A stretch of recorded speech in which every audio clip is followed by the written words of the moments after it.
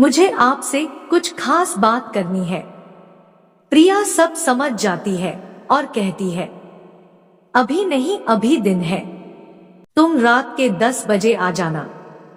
राजेश मन ही मन बहुत खुश होता है। वो रात होने का बेसब्री से इंतजार करता है। राजेश कहता है, कल क्या, एक पल भी आपसे और दूर नहीं रह सकता मैं। आपसे मुझे इतना प्यार हो गया है। प्रिया कहती है, अरे चुप राजेश, जरा धीरे बोल, कोई सुन लेगा तो। राजेश धीरे से कहता है, मैं बोलना कहाँ चाहता हूँ। ये कहानी एक गांव के मजदूर रोहन की पत्नी प्रिया और उसके चचेरे भाई राजेश की है। रोहन एक साधारण परिवार का अनपढ़ इंसान होता है। वो शहर में नौकरी करता था, किसी किराना दुकान में, जहां से रोज घर आना संभव नहीं होता है। इसीलिए रोहन शहर में रहकर ही नौकरी करता है। रोहन की शादी एक पढ़ी लिखी लड़की प्रिया से हुई होती थी। प्रिया देखने में बड़ी ही खूबसूरत, पढ़ी लिखी और चंचल लड़की होती है। प्रिया किसी भी लड़के को पहली नजर में ही दीवाना बना लेती थी। उसकी खूबसूरती के आगे सभी का खड़ा हो जाता है। वो सभी के साथ गांव में ही रहती थी। घर परिवार में रोहन के माँ बाप होते हैं, पत्नी प्रिया होती है और रोहन शहर के किराना दुकान में काम करने के लिए गया होता है। कभी कभी उसका घर आना होता था। इस बीच प्रिया अकेली रहती है। घर पर एक नौजवान खूबसूरत अकेली औरत। तभी उसका एक चचेरा देवर शहर से पढ़ाई करके घर आ जाता है। प्रिया को देखकर चचेरा देवर राजेश प्रिया के प्रति आकर्षित होने लगता है और सोचता है कि कैसे प्रिया भाभी के करीब जाया जाए। इसलिए वो उससे हर वक्त बातचीत का प्रयास करता रहता था। कभी हंसी मजाक तो कभी भाभी भाभी कहकर आगे पीछे भटकता रहता है, तो कभी मदद करने आ जाता था और हमेशा प्रिया भाभी की तारीफ करता रहता है, जिसे सुन और देखकर प्रिया का मन भी बहुत खुश होता था। राजेश को देखकर प्रिया भी राजेश से हंसी मजाक करने लगती थी। दोनों ही अपने बीच में धीरे धीरे बहुत अपनापन महसूस करने लगते हैं। कुछ दिनों के बाद अब तो आलम ऐसा हो गया होता है कि दोनों एक दूसरे को देखे बिना रह भी नहीं पाते हैं। किसी न किसी बहाने एक दूसरे से मिलने, देखने और बात करने के लिए आ ही जाते हैं। फिर एक दिन की बात है। प्रिया कुछ खाना देने के लिए अपने देवर राजेश के कमरे में जाती है और राजेश को खाना देती है। खाना देकर वह वापस लौटने के लिए मुड़ती ही है, पर राजेश उसका हाथ पकड़ लेता है और कहता है, भाभी आज रुक जाओ प्लीज, मुझे आपसे बहुत सारी बातें करनी थी। मुझे आपसे कुछ खास बात करनी है। प्रिया सब समझ जाती है और कहती है, अभी नहीं, अभी दिन है, रात को मैं अपने रूम का दरवाजा खोल दूंगी, तुम रात के 10 बजे आ जाना। राजेश मन ही मन बहुत खुश होता है। वो रात होने का बेसब्री से इंतजार करता है। तभी रात के 11 बज रहे होते हैं। प्रिया अपने कमरे में सो रही होती है।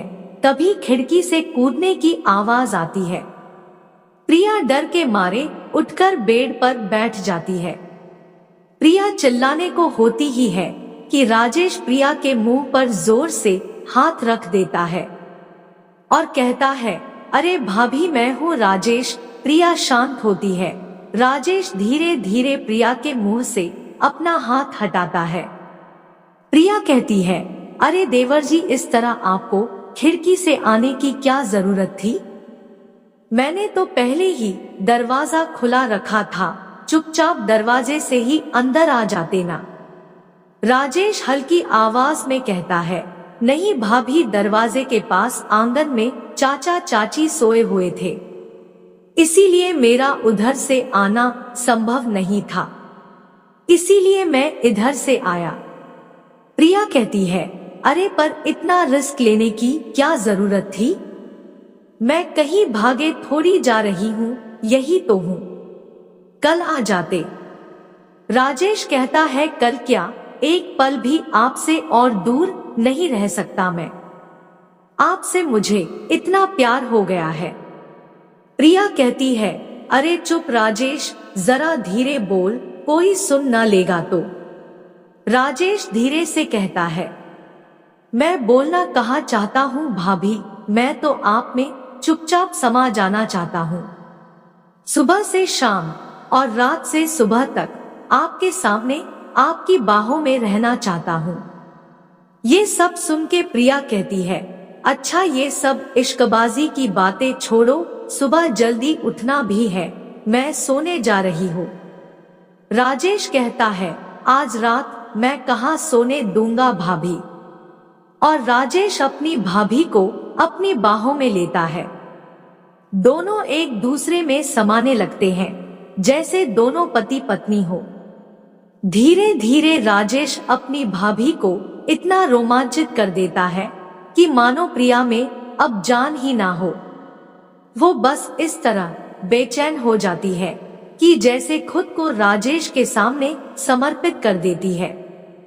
राजेश भी इस मौके का भरपूर फायदा उठाता है और अपनी सारे मंसूबे एक के बाद एक पूरे करने लगता है। अब तो दोनों बेहद करीब हो जाते हैं और अपने चरम सीमा पर पहुंच जाते हैं। अब तो भाभी बिल्कुल कंट्रोल से बाहर हो जाती है। आज राजेश का सपना पूरा हो रहा होता है, क्योंकि वो जब से भाभी को देखा था तब से वो इस रात के इंतजार में था। फिर राजेश के शेर को देखकर प्रिया और भी ज्यादा पागल हो जाती है। प्रिया खुद को रोक नहीं पाई और उसे पकड़ ली और खेलने लगी, जिससे राजेश को और भी ज्यादा अच्छा लगने लगा था। और इधर राजेश बड़े बड़े गुब्बारे से खेलने लगता है। फिर प्रिया बोलती है, अब तुम अंदर जाओ, अब और रुका नहीं जा रहा। इतना सुनते ही फिर राजेश तुरंत डाल देता है और सारी हदें पार हो जाती है। अब ये सब पूरी रात चलता रहता। दोनों पूरी रात अपनी सारी ख्वाहिशें पूरी करते हैं। अब समय भोर का हो गया होता है, करीब 4 बज गए होते हैं। तो तभी प्रिया कहती है, राजेश कल को फिर आ जाना, अभी चले जाओ। इसी तरह रोज रोज दोनों के बीच सारी रात ये सब चलता रहता है। तो दोस्तों, ऐसे ही और भी वीडियोस के लिए चैनल को सब्सक्राइब और वीडियो को लाइक जरूर करें।